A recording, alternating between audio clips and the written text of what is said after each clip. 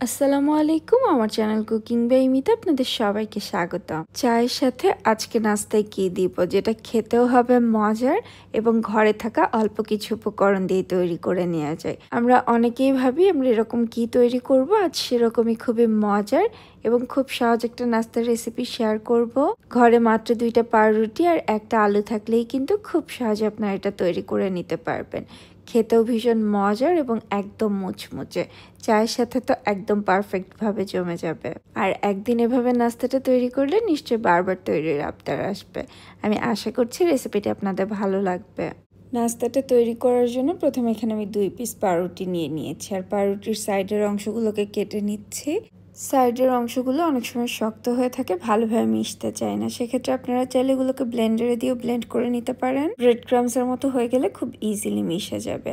তারপর এখানে আমি একটা বড় সাইজের আলু সেদ্ধ করে নিয়েছি, যেটাকে খুব ভালোভাবে ম্যাশ করে নিয়েছি। এর সাথে দিয়ে দিয়েছি একটা মিডিয়াম সাইজের পেঁয়াজ কুচি, 2-3টা দিয়েছি কাঁচামরিচ কুচি। কাঁচামরিচের বিচিটাকে ফেলে দিয়েছি যেন ঝালটা খুব বেশি না লাগে। আর এখানে 1 চা চামচের মতো দিয়েছি আদা কুচি, এতে দারুণ একটা ফ্লেভার আসবে। কিছুটা দিয়েছি স্প্রিং অনিয়ন কুচি বা পেঁয়াজের ফুল, হাতের কাছে না থাকলে না দিলেও চলবে।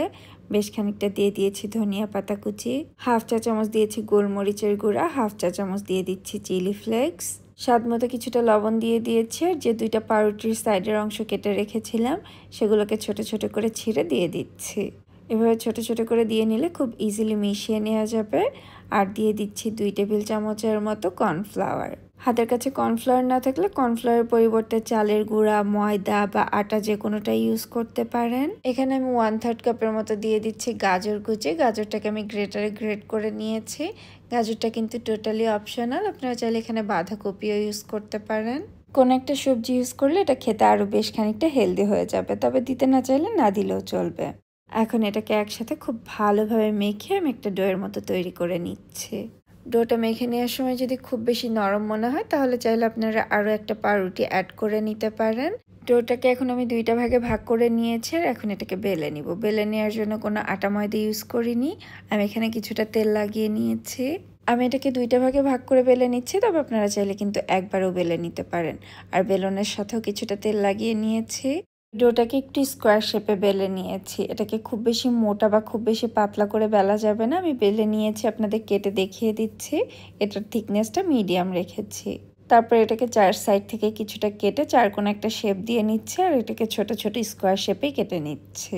তবে আপনারা এভাবে কাটতে না চাইলে ট্রায়াঙ্গেল বা গোল শেপে বা অন্য যে কোনো শেপে আপনাদের পছন্দ মতো কেটে নিতে পারেন।